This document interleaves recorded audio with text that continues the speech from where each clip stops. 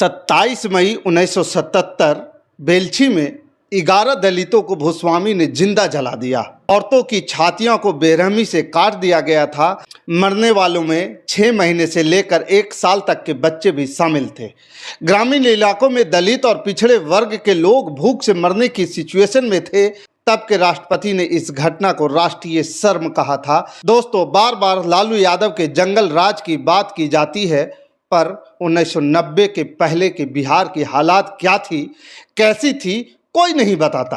अगर सच आपको पता चलेगा तो आप कहेंगे कि जंगल राज तो तब था, बाकी कुछ घटनाएं 1990 के बाद हुई थी, तो आप उसको 1990 से पहले के एक्शन का रिएक्शन के तौर पर देख सकते हैं। क्योंकि जिन लोगों को सैकड़ों साल तक सताया गया था, जब उनको मौका मिला और वह उठ खड़े हो गए तो उनको तकलीफ होने लगी। जो उनके ऊपर जुल्म करते आए थे, इसलिए गरीबों के विद्रोह और उनकी हक की लड़ाई को जंगल राज का नाम दिया गया मीडिया के द्वारा। दोस्तों, आपको बता दूं कि बिहार हमारे देश का एक ऐसा स्टेट है, एक ऐसा राज्य है जहां ऐतिहासिक रूप से ज्ञान और समृद्धि का सेंटर रहा है। लेकिन आज़ादी के बाद 1990 के बीच ये कास्टिज्म और डिस्क्रिमिनेशन यानी कि भेदभाव, शोषण, क्राइम और पॉलिटिकल इनस्टेबिलिटी का इतना भयंकर शिकार हुआ कि आज तक ये दिक्कत बरकरार है। दोस्तों, उस टाइम में बिहार ना सिर्फ इकोनॉमिकल पीछे रह गया, बल्कि गरीबों और दलितों के अन्याय और जातिगत अत्याचारों का अड्डा बन गया था। आज हम बिहार की उस काली सच्चाई को थोड़ा समझने की प्रयास करेंगे, कोशिश करेंगे, जिसको दफन कर दिया गया है और उसके ऊपर जंगल राज की एक मोटी चादर चढ़ा दिया गया है। और आज भी उसी के नाम से बिहार छोड़ो भैया पूरे देश को बरगलाया जाता है। दोस्तों, आज़ादी के बाद से 1990 के बीच बिहार में जातिवाद अपने चरम पर था। ऊंची जातियों ने न सत्ता और संसाधनों पर पूरी तरीके से कब्जा जमा रखा था। दूसरी ओर अनुसूचित जाति जैसे हरिजन, दलित, मुसहर, डोम और इस तरह के और अनुसूचित जनजातियों के न केवल उनके अधिकारों से वंचित रखा गया था, बल्कि उन्हें समाज में बेइज्जत किया जाता था। आप ये समझ लो कि भारत अंग्रेजों से आज़ाद तो हो गया था, पर यहाँ के गरीब दलितों की आज़ादी अभी भी ऊंची जातियों के कब्जे में कैद थी। मोसर, डोम, चमार, अति पिछड़े भी ऐसे ही बहुत सी जातियाँ थी और हैं जिनको इंसान भी नहीं समझा जाता था। यह बेचारे वो लोग थे जो सिर्फ मजदूरी करते थे और जानवरों की तरह बुरी कंडीशन में रहा करते थे। मतलब आप ऐसे समझो कि इनके साथ जानवरों जैसा सुलूक किया जाता था। यह गरीब बेचारे बड़े लोगों के यहाँ बंधुआ मजदूर बन करके रह गए थे। उनकी बहू बेटियों को जमींदारों के यहाँ काम करना पड़ता था। उसके ऊपर इन औरतों को गंदी नजरों का डर हमेशा बना रहता था और बहुत बार इनके साथ तो गलत भी होता था। गरीबों और दलितों के लिए एजुकेशन और हेल्थ इंफ्रास्ट्रक्चर जैसी बेसिक फैसिलिटीज भी अवेलेबल नहीं था। दलित जाति के लोग मंदिर में नहीं जा सकते थे। खैर, अभी भी बहुत जगहों पर ऐसा सुनने को मिलता ही रहता है। अभी भी यूपी, बिहार, मध्य प्रदेश, राजस्थान, हमारे देश में अलग अलग जगहों पर ऐसी खबरें, न्यूज़ आती रहती है कि जब दलितों की बारात को रोक दिया जाता है, उनको घोड़ी पर न चढ़ने दिया जाता है। आपको यह भी याद होगा कि जब अगस्त 2023 राजस्थान में एक दलित को मारा पीटा गया, उसके मुंह पर पेशाब कर दिया गया था और कांग्रेस विधायक गोपाल मीणा ने उस दलित से अपने जूते चटवाए थे। ऐसी घटना एमपी में हुई जब प्रवेश शुक्ला नाम के आदमी ने एक आदिवासी को मारा पीटा और उसके मुंह पर पेशाब कर दिया। और ऐसी बहुत सी घटनाएं हैं। तो तब बिहार में क्या हालात रहे होंगे, आप कल्पना कर सकते हैं। उन बेचारों को स्कूल में बैठने तक की आज़ादी नहीं थी, क्योंकि अमीरों का मानना था कि अगर गरीब और दलित पढ़ लिख जाएंगे तो उनके यह काम कौन करेगा, उनका यह मैला अपने सर पर कौन ढोएगा। यहाँ तक कि दलितों की ऊंची जातियों के कुएं से पानी लेना, उनके सामने कुर्सी पर बैठना, अच्छे कपड़े पहन लेना, उनके घर के बरामदे तक में आने की मनाही थी। अगर दलित गलती से दरवाजे पर आ जाता तो उसको बुरी तरीके से मारा पीटा जाता था और फिर उस जगह को पानी से धोया जाता था। वो अपने हक की आवाज़ नहीं उठा सकते थे। अगर कभी किसी ने हिम्मत भी की तो उसको इतना मारा जाता था कि उसकी रूह कांप जाए और फिर से वो दोबारा कोई अपनी आवाज़ को छोड़ो, उनके सामने अपना सर भी नहीं उठा सके। ऐसी हालात बिहार में थे। सामंती लोग गरीबों से गुलामी करवाते थे। कई बार उनके हक की मजदूरी भी नहीं देते थे। कोई दलित या हरिजन ने ऊंची जाति के सामने आवाज उठाने की कोशिश की तो उसे बेरहमी से पीटा जाता था। बहुत बार पूरे परिवार को तबाह और बर्बाद कर दिया जाता था। महिलाओं के साथ मिसबिहेव किया जाता था, उत्पीड़न किया जाता था, जैसे बहुत ही नॉर्मल बात थी। दलित और गरीब औरतों के साथ अत्याचार होते थे, दबंग उनकी औरतों को उठा ले जाते थे और इन शोषितों के लिए इंसाफ पाना तो असंभव ही था। पॉलिटिकल स्टेबिलिटी और बिहार की दुर्दशा की बात करें तो 1990 के पहले बिहार की पॉलिटिक्स पूरी तरीके से इनस्टेबल रही। मुख्यमंत्री आते जाते रहे, लेकिन किसी ने बिहार के गरीब और वंचित वर्ग के लिए कोई ठोस नीति नहीं बनाई। इस एरा में लगभग 23 बार से ज़्यादा ही बिहार के मुख्यमंत्री बदल गए थे, लेकिन आप समझ सकते हैं कि यहाँ के लोग मुख्यमंत्री खेल कर रहे थे तो उनका ध्यान लोगों पर क्या ही जाता। सबको सत्ता की मलाई खानी थी। दोस्तों, 1960 से 1990 के बीच बिहार में कांग्रेस का सबसे अधिक दबदबा रहा, लेकिन उनके सत्ता में रहते गरीबों और दलितों के लिए कोई ठोस सुधार नहीं हुआ। सरकारें आती रही जाती रही, लेकिन भ्रष्टाचार और जातिवाद पॉलिटिक्स ने स्टेट को पूरी तरीके से पंगु बना दिया था। आर्थिक और सामाजिक दुर्दशा की बात करें तो बिहार में इस दौरान गरीबी और बेरोजगारी चरम पर थी। ग्रामीण इलाकों में दलितों और पिछड़े वर्ग के लोग भूख से मरने की हालात में थे। पढ़ाई लिखाई की सिचुएशन बेहद खराब थी। खासकर दलित और पिछड़े वर्ग के बच्चों के लिए स्कूलों में ऊंची जातियों के बच्चे दलित बच्चों के साथ बैठने तक के तैयार नहीं थे, तो किस हालात में वो रहते होंगे, क्या सिचुएशन थी, आप इमेजिन कर सकते हैं। अस्पताल की सुविधाएं ना के बराबर हुआ करती थी, जिससे गरीबी और कुपोषण की स्थिति बहुत ज़्यादा भयावह बनी रही। अपराध और नक्सलवाद बढ़ता गया। गवर्नमेंट के प्रति लोगों में आक्रोश बढ़ता जा रहा था। पुलिस भी ऊंची जातियों के प्रभाव में थी और गरीबों पर अत्याचार करने में संकोच नहीं करती थी। गरीबों की ज़मीनें ज़बरदस्ती छीन ली जाती थी, उन्हें बेघर कर दिया जाता था। वे अपनी शिकायत तक दर्ज नहीं करवा सकते थे। जातिगत नरसंहार और उत्पीड़न की बातें करें तो 1970 के दशक में बिहार में जातिगत हिंसा बढ़ गई। ऊंची जातियों की जमींदारों ने दलितों पर कई नरसंहार किए। इनमें से कुछ प्रमुख नरसंहार थे को मैं यहाँ पर बता देता हूँ। भागलपुर दंगा 1989 में हजारों दलितों और मुस्लिम मारे गए थे। नालंदा नरसंहार, दलितों के उनके घरों में जला करके मार दिया गया था।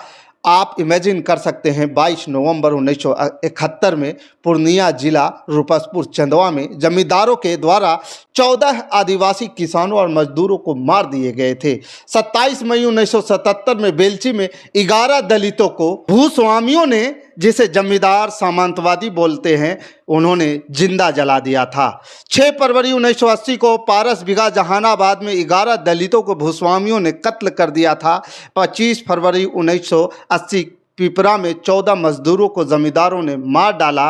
1 जून 1982 में मैनी बीघा में 6 दलितों की हत्या हुई थी। 19 अप्रैल 1985 के बंजी में 15 आदिवासी मार दिए गए थे, जिसमें एक पूर्व आदिवासी सांसद भी शामिल थे। साथ में 1985 में औरंगाबाद जिला के कैती बीघा में 12 लोगों को मार दिया गया था। 19 अप्रैल 1986 को अरवल में 23 लोगों की हत्या कर दी गई थी। 8 जुलाई 1986 कंसारा में 11 अति पिछड़ी जातियों के लोगों को मार दिया गया था। 7 अक्टूबर 1986 धमिया में अति वामपंथी ने स्वर्ण जाति के लोगों को मार दिया था। 23 दिसंबर 1986 करगाह में 9 आम लोग मारे गए थे। 9 जनवरी 1987 शंकर गांव में 8 आम लोग मार दिए जाते हैं।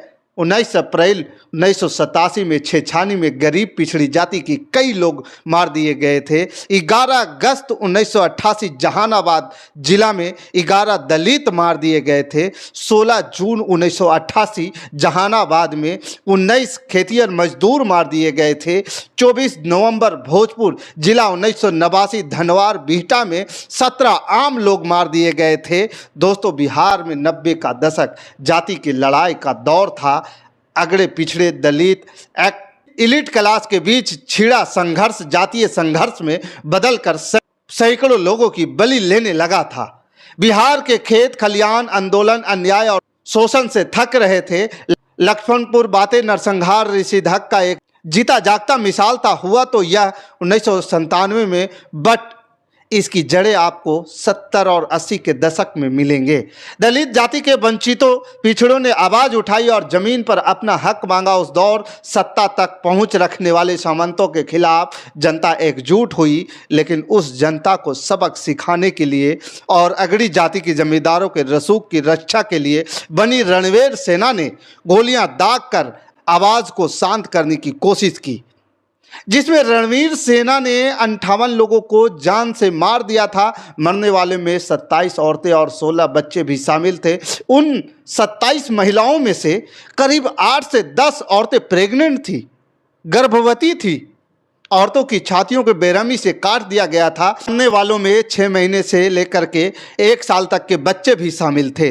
रणवीर सेना ने करीब 3 घंटे तक खूनी खेल खेला था। दोस्तों, लक्ष्मणपुर नरसंहार की तैयारी बहुत साल पहले ही की जा चुकी थी। तो 1992 में जब गया के बड़ा गांव में 40 भूमिहारों का कत्ल कर दिया जाता है, उस केस में कोर्ट ने 9 लोगों की सजा सुनाई, जिसमें 4 लोग पहले ही फांसी और बाद में आजीवन कारावास की सजा हो जाती है। इसके बाद आया 1997 का बदला लेने का प्लान। 90 से 100 के करीब रणवीर सेना के लोगों ने लक्ष्मणपुर बादे पहुंचते हैं और गांव पर हमला बोल देते हैं। कुछ लोगों का मौका मिला तो जान बचा करके निकल कर, और पर औरतें नहीं निकल पाई।